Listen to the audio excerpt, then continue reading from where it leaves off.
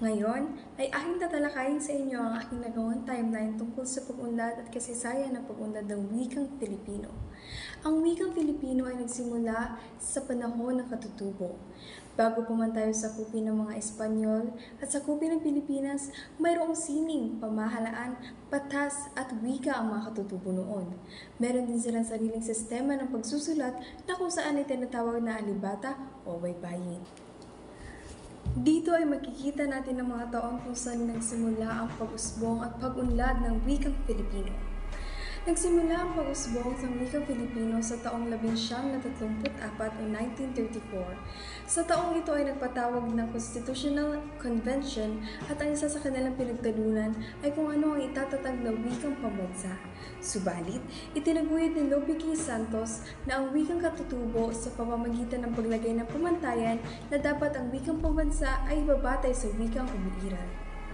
Kasunod naman ito ng taong 1935, Artikulo 13, Section 3. Ang saligang batas ng Pambansang Asambleya ng Pilipinas ay gagawa ng mga hakbang patungo sa pagpapaunlad at pagpapatibay ng wikang pambansa na batay sa mga umiiral. Taong 1937 ng Disyembre 30, ipinahayag ni Pangulong Manuel L. Quezon na ang Tagalog ang magiging basihan ng pambansang wika. Sinundan naman ito ng pagtuturo sa mga pribado at pampublikong paaralan noong taong 1940. Sumunod naman dito ang taong 1946, Araw ng Pagsasarili. Noong ika-4 ng Hulyo 1946, ipinagkaloob ng mga Amerikano ang kalayaan ng Pilipino. Ipinahiwatig na ang opisyal na wika ay Ingles at Tagalog na binatay sa Batas Commonwealth bilang 570. Noong 1954 Linggo ng Wika, nilagdaan ang proklamasyon bilang 12 na nagpapahayag ng pagdiriwang ng Linggo ng Wika. Sumunod naman dito ang paglagda ni Pangulong Magsaysay sa proklamasyon bilang 186 upang ilipat ang Linggo ng Wika mula ika-13 hanggang 19 ng Agosto. Sumunod naman dito ang Kautosang Pangkagawaran bilang 7 noong 1959 ng Agosto 13. Ipinalabas ang Kautosang Pangkagawaran bilang 7 na nagsasaad na ang wikang pambansa ay tatawaging Pilipino. Sumunod naman dito ang Pambansang Awit ng Pilipinas noong 1963, nilagdaan ng ating dating Pangulong Macapagal ang Kautosang Tagapagpanganap bilang 60 na nagsasabi na dapat gaawitin ang Pambansang Awit ng Pilipinas sa titig Filipino.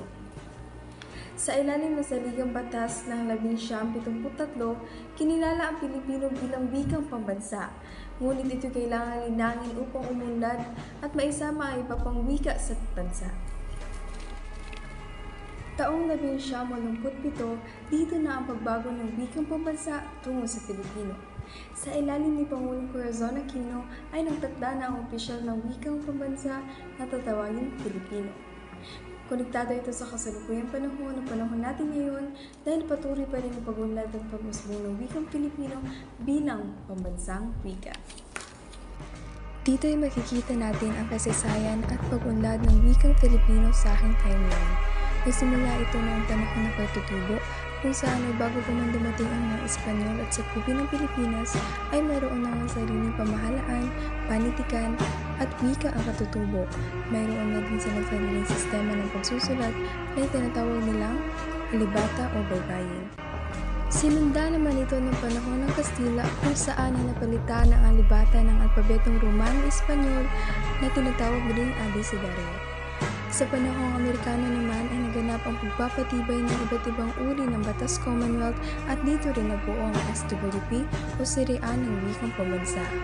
Sumunod naman ang panahon ng Hapon na tinuguruan din ginintuang panahon ng Tagalog.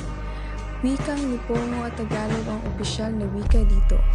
Matapos na ang maraming taon na pagbabago ng wika, dumating na ang kasalukuyang panahon kung saan diniklara ang wikang Filipino bilang wikang pambansa ng Pilipinas. Talagang importanteng ipagmalaki natin ang sarili nating wika.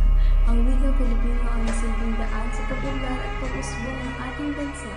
Dito ay mas nakilala tayong mga Pilipino at nabigyang kulay ang sarili natin. Muli, ako si Jimena Ivonne Gigante mula sa 11 Congo Bands at ito ang aking timeline sa kasaysayan ng pag-unlad ng wikang Filipino. Salamat!